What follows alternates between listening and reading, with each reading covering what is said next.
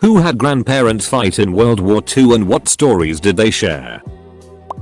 My grandpa on my dad's side was 17 at the time and lied about his age to get into the Navy. He played saxophone in the Navy band aboard ships in the Pacific. I don't think he ever saw action, though, aside from that 6 sax action of course. None at all.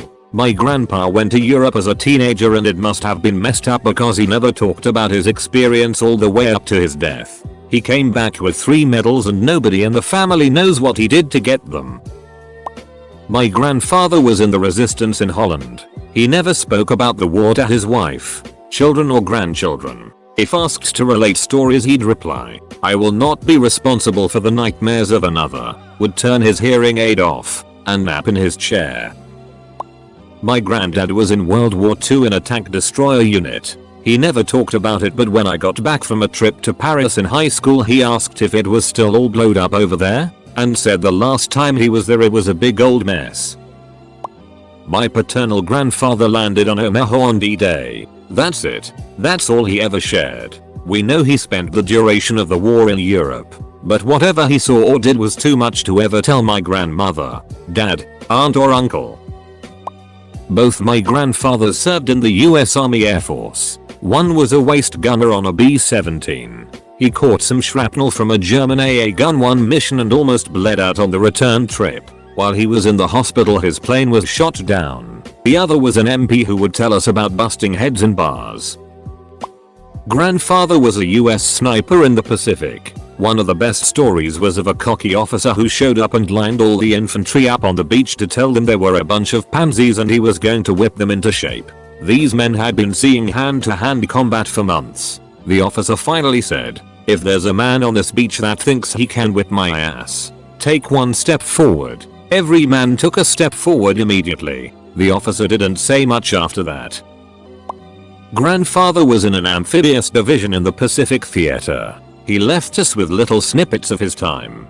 A camp was pitch black because they didn't want to be visible from above. A guy in his cabin went to the outhouse and sat down to do his business when he heard something. He pulled his lighter out and lit it. A python was dangling down staring him in the face. He and another man were walking on a beach and the other guy just got shot through the head from a sniper. That sniper's decision led to my existence. General MacArthur showed up and gave him a promotion along with a few others. They took a video of MacArthur shaking the hands of a line of soldiers and used it for a pro-American propaganda film to be played before movies in the US. My grandma saw it and freaked TF out and the theater owners gave her a copy of the photo. My grandpa was in the army. He never spoke about his service but he was shot in the ankle and captured. He spent years in a VA hospital once he returned to the States. I heard second-hand stories about the POW camp. Specifically how the guards would smoke cigarettes and then intentionally flick the butts just out of reach of the prisoners inside the fence. He and his buddies devised a tool to reach out through the fence and grab the butts when the guard turned their back. They'd then pass the butt between them to get a tiny puff. He was a very kind, very quiet, very intelligent man who had a very bad drinking problem. Edited, thanks for all the responses and awards. My Austrian grandfather was drafted into the Wehrmacht and his unit was integrated into the SS in 1944.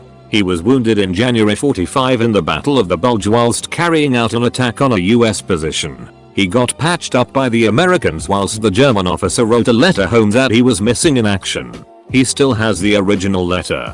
He was a prisoner of war in France from then on and had to stay until 46 or 47 as he was captured as a member of the SS and they were held longer than regular Wehrmacht soldiers. He still holds a grudge against the Nazis for stealing his youth and still has some shell or bullet fragments in his chest as far as I know. Cheers to the Americans for saving him. Both granddads in the Navy. Great aunt survived a concentration camp. No one says anything. Ever. World War II was like Fight Club, apparently. When my grandmother died, we helped my grandfather move out of his house into an apartment. I had found a mason jar filled with old shiny rocks in his basement. When we looked closer, we realized it was gold teeth, AK kills from the war. That's when I learned my grandfather was a sniper. He served on the Pacific side fighting the Japanese. He died a couple of years ago at the age of 99. Well into his 90s though. He could still shoot a squirrel. with a gun and a slingshot, from a pretty long distance. He met up with the men in his unit every year after the war, until they all died. This story was told to me as a child by my grandfather, who spoke more Italian than English. Some details are a bit fuzzy here or there, but it's my favorite and one I remember fondly. My grandfather, like a lot of Italians, was conscripted by the Browncoats to fight for Mussolini in the Italian army. He was sent to fight in the African campaign. Toward the beginning of the campaign, he was struck by lightning and pronounced dead while on a long march during the monsoon season. At the time they were on march to a port or city. The story was a bit hazy here, alongside a column of tanks and artillery. When he was struck, he was not examined immediately, just presumed dead and thrown onto a truck carrying casualties. It wasn't until about a day later, when they reached their destination, that he was properly inspected. He had been laid out with other dead when one of the men assigned to prepare the dead for burial noticed him twitching. A doctor was called over and he was found to be alive and sent to be evacuated and treated along with other wounded. Before he could be evacuated, someone high in the command changed his orders. Thinking he was a good luck charm, they ordered him to stay with the honor guard for the rest of the war. In reality, it ended up being his own good luck charm, as he avoided seeing major combat the rest of the war. When we were kids, he used to get a kick out of showing the wound to us. When the lightning struck him, it hit him in the head and exited from his calf, leaving a hole in his leg. The skin had grown over it, so you wouldn't know anything was off except maybe a scar. But where the lightning bolt exited, he could put a finger in his leg down to the knuckle. We all used to ask him to show us and we'd react like it was the grossest and coolest thing every time. I loved him. He was a great man, who after the war made his way to America to ensure we had every opportunity in life. TLDR. My grandfather was struck by lightning in the war and thought dead, only for them to realize he was alive days later. He rode out the rest of the war as a good luck charm for the command and made it home to his family to later bring them to America. There was a bombing and a friend of my grandfather was hiding under the table, but it collapsed on him, leaving him with a brain injury that would give him flashbacks from time to time where he again thought bombers are coming.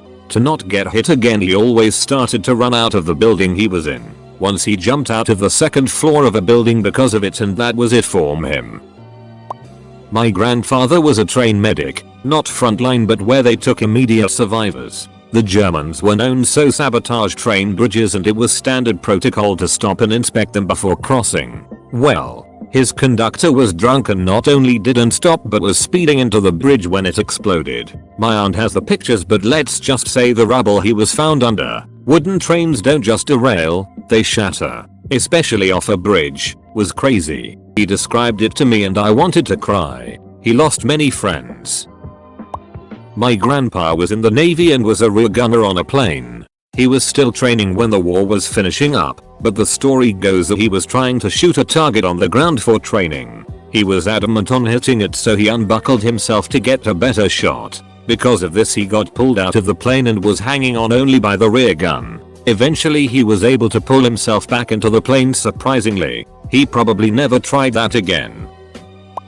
I think grandpa saw summit because he never talked about it, and we later found out that he was lying when he said he never saw action.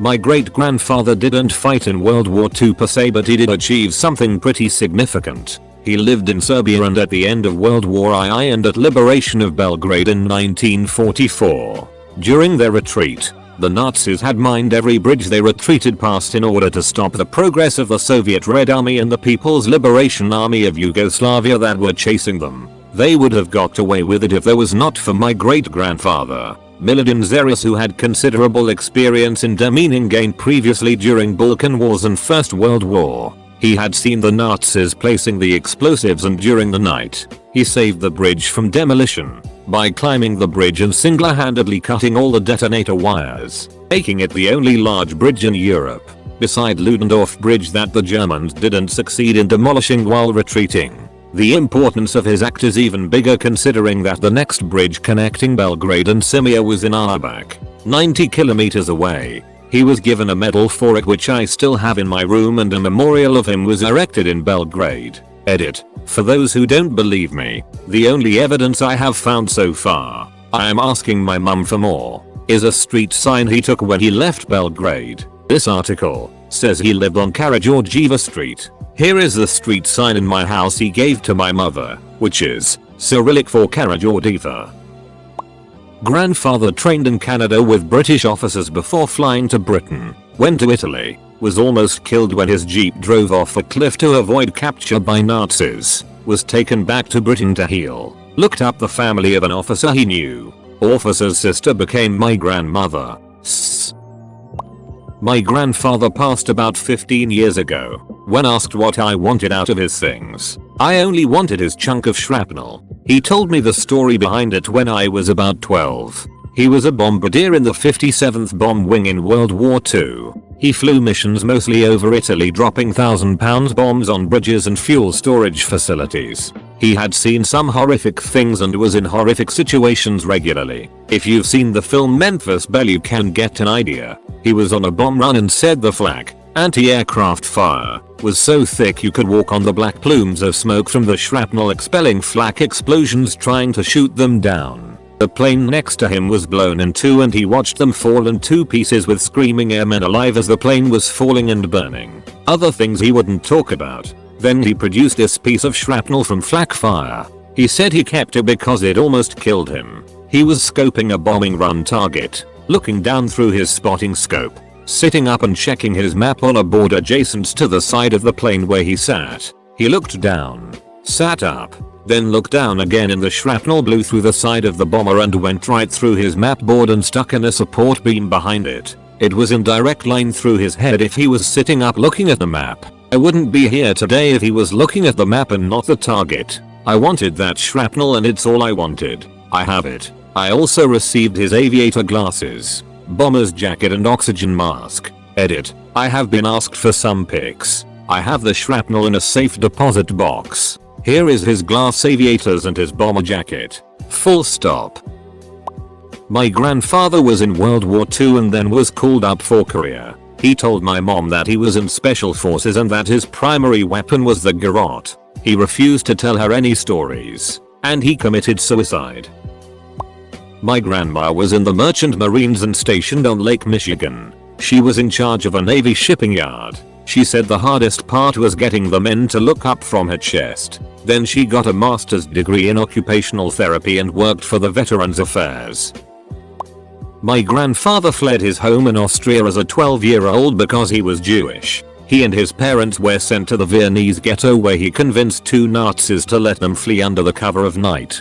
They eventually made it to Genoa where they caught the second to last ship leaving the port there. He lost his sister to the chamber unfortunately, but he and his parents fled to Japanese-occupied Shanghai, China where they lived in the slums for around 8 years. He worked as a snake catcher, black market trader, and eventually as a foot messenger for the US Army consulate there. He was also either the sole survivor or one of very few survivors of a US lead bombing at a radio station there. My grandfather's friend has a story about a guy who said he was deaf so that he wouldn't go to the war. The guy choosing the people tossed a coin in the floor beside him and he immediately searched for it. He was sent to the war. In short, my grandpa was made prisoner, was sent to Germany for work, volunteered to work in a farm. He knew nothing about farming, but though food would be easier to come by, he didn't know German either. Became friends with a little girl there that was a bit older than his own kids. She started viewing him like an older brother. He attended her wedding once the war was over. She had a baby boy, he had a third, and planned child too. Those became friends, attended each other's weddings. Then they had kids. Me and one of the German kids decided to learn each other's language. Then we studied in each other's country for a year. Thanks. Erasmus program. I attended her wedding last year. We don't talk much anymore. I'm sorry to report, we're not that good at keeping in touch from afar, but rest assured we're trying. Not grandparents but great-grandfather, he joined Tito's partisans in 1942 and fought mainly in eastern Croatia, northern and western Bosnia and Herzegovina. He got very sick in early 1943 and almost died due to dysentery. What influenced him the most however was the hunger and the cold they had to endure. This led to him always stockpiling on food and firewood and always needing to be sure that everyone also stockpiled on food and firewood as much as possible.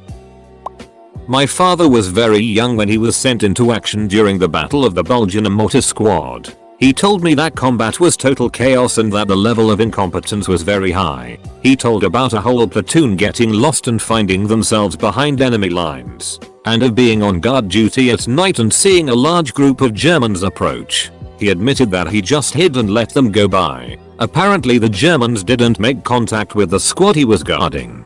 He said that they won the war anyway, and his cowardice was the reason I existed. He was also a big guy and ended up carrying the radio telephone, a huge obvious device back then with a long antenna, and a prime target for every German sniper. He wasn't really a coward. He told me that once about being dug in across the river from German troops. I believe it might have been at the point in the war when the Americans stopped advancing and let the Russians take Berlin. So they were just waiting for the surrender. His squad could see the Germans moving in their trenches, and they carefully calculated how fast the soldiers moved and timed their rounds to land on them as they reached exposed areas. He was very sad and I think shocked and ashamed that he had done this. He was just a kid, maybe 19 years old. They were sent to the front without winter uniforms and the greatcoats they had been soaked in paraffin to make them waterproof, so they provided no warmth. They would put on every piece of clothing they had, and even then men froze to death in his outfit.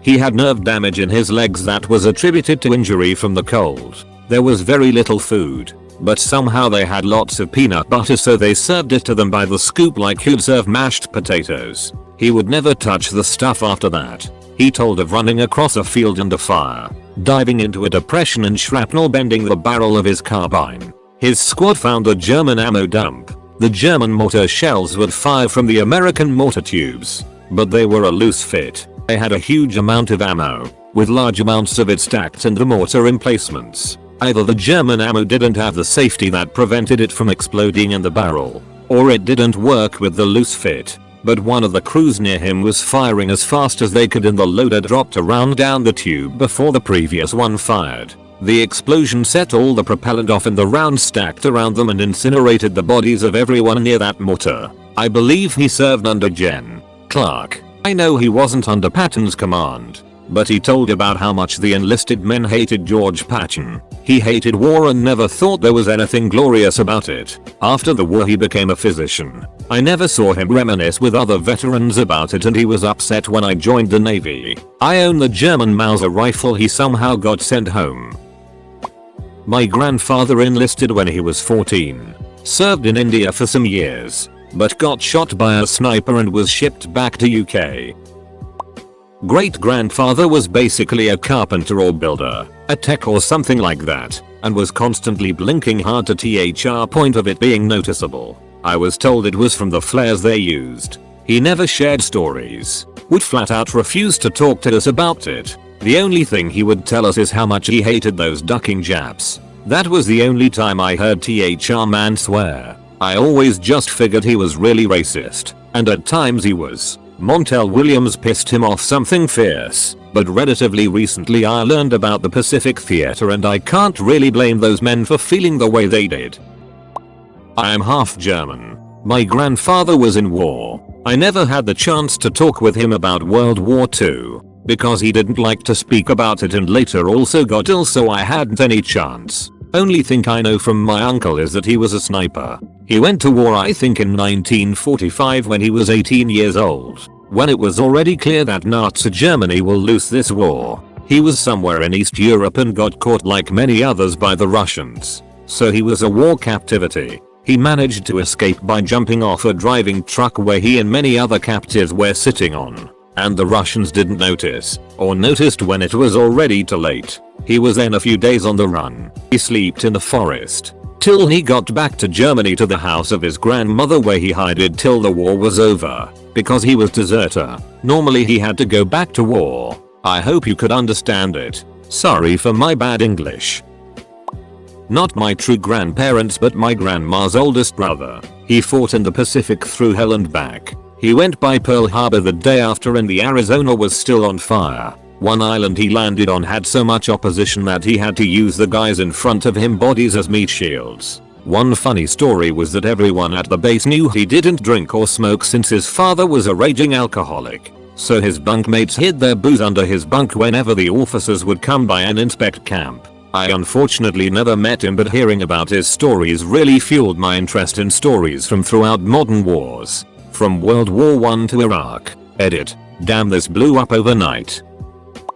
My grandfather served in the 101st Airborne Division. Field artillery. Kind of like Band of Brothers. There were a few parallels in the storyline, but he did it with a howitzer. He was dropped into France at night. His only story was about hiding in hedgerows and knowing what cigarette the German soldiers had by the smoke smell as they walked by. It took his unit over a week to find that gun. Later he was dropped into Bastogne. Battle of the Bulge. He would later attend an annual dinner to commemorate the nuts to you reply the American general gave to German orders to surrender. He got his chance to tour Eagle's Nest a couple weeks after it was taken by the Allied forces, before shipping off for home. He was proud of his service, and very proud to be part of the 101st, but as stories to his grandchildren go, they were rare. The hedgerow tale was one of a lot of things I'd rather not remember. Part of the honor guard at his funeral saw the 2 jump stars on his airborne wings, and in awe. Almost no one these days has one. And your grandfather has too. They were in France and they hadn't eaten hot food in days. There was a hot apple pie on the window sill and they liberated it. On the way to the camp, they dropped it pie side down into a pile of fresh horset. He said the pie was delicious. My grandfather went ahead of the front line to deactivate bombs, report sabotage or commit sabotage. Once he had the mission to bomb the large Nazi party in France to eliminate some officials all at once. While he was setting up some charges, he made contact with the drummer of the band playing the music for the party and signaled to him what was going to happen. The band then called 5 and avoided their deaths in the explosion. That drummer went on to start the Meanle Cymbal Company and thanked my grandfather profusely for what he did years later at the Frankfurt NAMM convention. My grandfather was a codder talker. I never got any first-hand stories, unfortunately. My uncle was tasked with pulling bodies out of the ocean after D-Day. He was supposed to be in the invasion, but his officer reassigned him due to his age. He then became personal details for Eisenhower due to more people looking out for him. My maternal grandfather, Canada, RedditC, was about to get on the boat for the Dieppe raid and got pulled off at the last minute and put into intelligence. The guy that replaced him didn't make it. He spent a bunch of the war doing photo analysis and helped with the man that never was. Also, there's a famous story where Jen Patton, US, was to be told to wait for Jen Montgomery, UK, before entering Germany. Apparently, Gramps was the poor young officer who got to tell him, "It's Jen." My one grandfather refused to ever talk about the war with anyone. Both of mine actually served in World War II, but I never heard any stories. My grandfather lied about his age and joined the Marines. Went to Iwo Jima and got his thumb shot off. Came home and rode shotgun for Wells Fargo armored trucks. Both grandfathers. Both survived. Both only ever spoke about it to anyone on at most 2 occasions each. The only thing either of them ever said to me, as part of a larger family collective, about it was that the only thing you need to know about the war is that the people who didn't leave their corpse in the field left their soul instead. Those were the prices for coming home, and someone else decided which one you paid. My grandfather never spoke of his experience during his lifetime to me, but a cousin interviewed him for a film project. It was after his funeral that my siblings and I learned that he was a higher level dude. Don't ask me what. And involved with a camp liberation. He told a story about what it was like to walk into the camp. The smell. The hallowed prisoners. And the Nazis fleeing. The begging for food and how you can't just feed a starving person. The part that sticks with me is that he said a group of prisoners had gotten a Nazi and were beating him. His fellow army guys asked him if they should intervene and arrest him.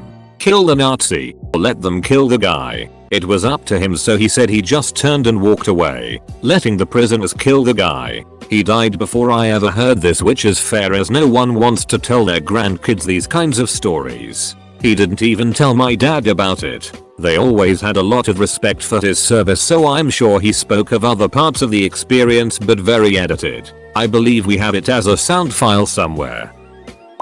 One of my favorite memories of my grandfather who was literally like a Hallmark movie grandpa, is of him telling me about his time working in the mess hall. He proudly told me he could crack 8 eggs at once, and promptly got 8 eggs out of the fridge, picked up 4 in each hand, cracked them into a bowl, and threw away the empty shells. Then my grandma found out and made him take me to the store and immediately buy more eggs.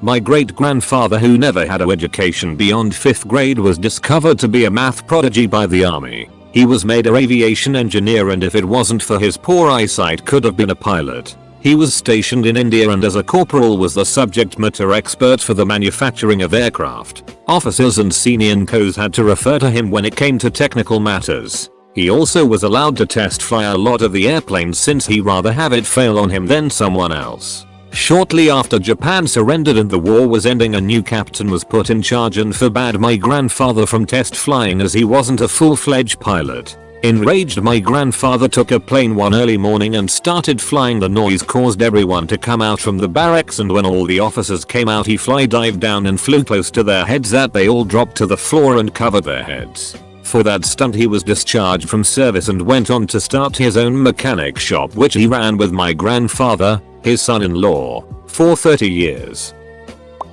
Grandfather on my mom's side. He was in Europe somewhere guarding munitions that were stored in a rail car. He went into the munitions rail car and sat down to have a smoke.